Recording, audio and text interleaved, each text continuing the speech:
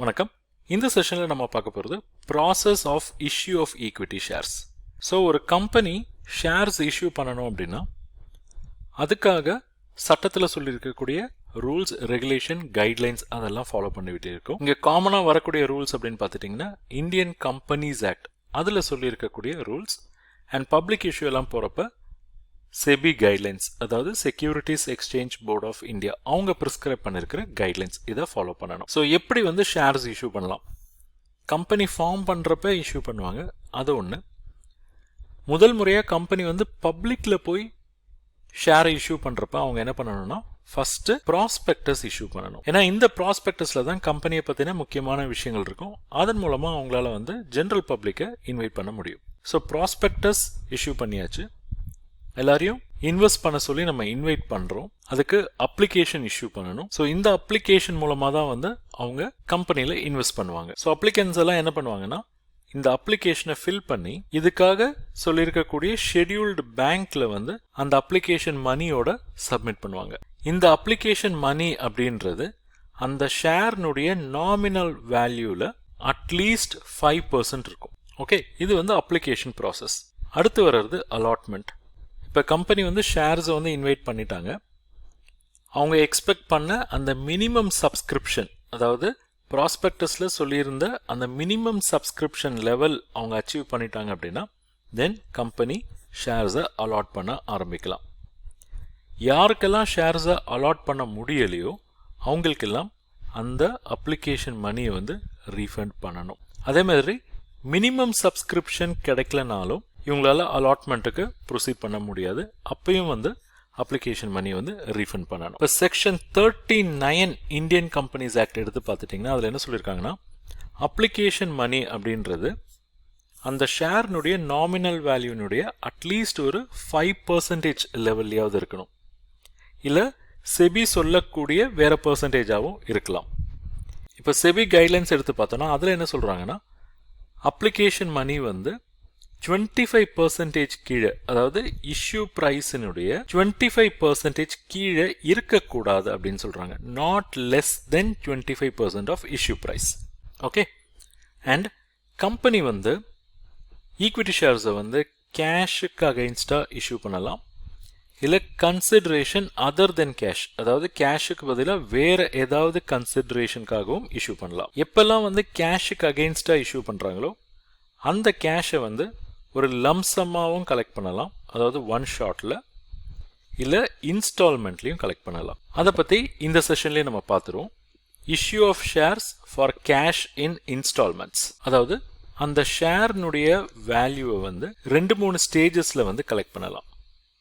Application money, அதாவது application form fill பண்ணி அவங்க சப்மிட் பண்ணுறப்ப அப்ளிகேஷன் மணியோட ஒரு பார்ட் பே பண்ணலாம். அதுக்கப்புறமா செகண்ட் கால் அப்படின்னு சொல்லுவாங்க, தேர்ட் கால் கூட போகலாம். அதுக்கப்புறம் அவங்க லாஸ்ட் அண்ட் ஃபைனல் கால் அப்படின்னு க்ளோஸ் பண்ணலாம். ஸோ என்ன ஆகுது, இங்கே அந்த ஷேர் ப்ரைஸ் 4 இன்ஸ்டால்மெண்ட்ல கலெக்ட் ஆகுது. ஸோ அப்ளிகேஷன் மணி கலெக்ட் பண்ணியாச்சு, ஷேர்ஸ் அலாட் பண்ணியாச்சு. எப்பெல்லாம் கம்பெனிக்கு பணம் தேவைப்படுதோ அப்பெல்லாம் இந்த ஒவ்வொரு கால் மூலமாக அவங்க அந்த பணத்தை ஷேர் ஹோல்டர்ஸ் கிட்ட இருந்து கலெக்ட் பண்ணலாம். இப்போ சில ஷேர் ஹோல்டர்ஸ் என்ன சொல்லுவாங்கன்னா ஒரே ஷாட்டில் ஃபுல்லாக பே பண்ணிடுறோம் அப்படின்னு சொல்லுவாங்க. இப்போ அவங்க கிட்ட கேட்க முடியாது. பட் மற்ற ஷேர் ஹோல்டர்ஸ் இந்த மாதிரி ப்ரொபோர்ஷனேட்டாக பே பண்ணவங்க கிட்ட பேலன்ஸ் பே பண்ண சொல்லி எப்பெல்லாம் கம்பெனிக்கு தேவைப்படுதோ அப்பெல்லாம் அவங்க அந்த ரிக்வெஸ்ட்டை பிளேஸ் பண்ணலாம். அண்ட் இந்த கால்ஸ் மோர் தென் 1 இருக்கலாம். இப்போ பார்த்துட்டிங்கன்னா அப்ளிகேஷன், அதுக்கப்புறமா செகண்ட் கால், தேர்ட் கால், ஃபைனல் கால் அப்படின்னு வச்சோம் இல்லையா. ஸோ மோர் தென் 1 கால் பெர்மிட்டட் தான். இந்த லாஸ்ட் கால் பார்த்துட்டிங்கன்னா இதில் லாஸ்ட் அண்ட் ஃபைனல் கால் அப்படின்ற ஒரு மென்ஷன் கம்பல்சரியா இருக்கணும். அதாவது அண்ட் ஃபைனல் கால் அப்படின்றது கண்டிப்பா மென்ஷன் பண்ணியிருக்கணும்.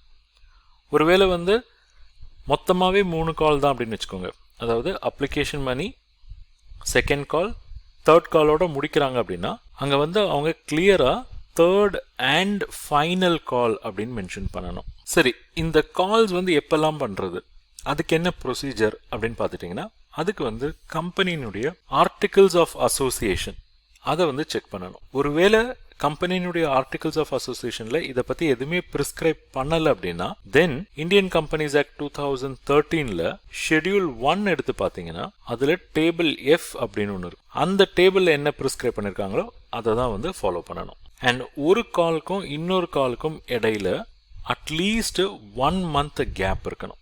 ஓகே, ஸோ அப்ளிகேஷன் பண்ணி சொல்லிட்டோம். First call, second call, third and final கால் அப்படின்னு சொல்கிறோம் இல்லையா.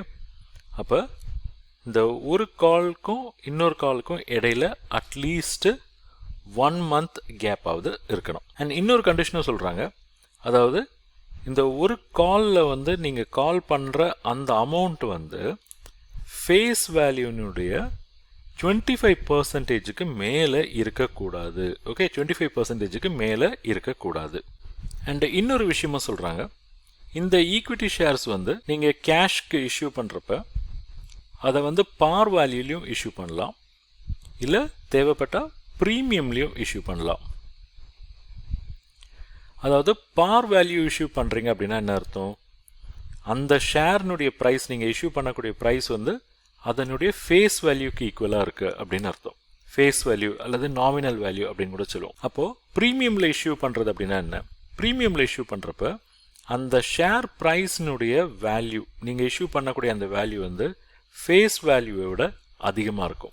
அண்ட் அந்த டிஃப்ரென்ஸை தான் வந்து நம்ம என்ன சொல்லுவோம், ப்ரீமியம் அப்படின்னு சொல்லுவோம்.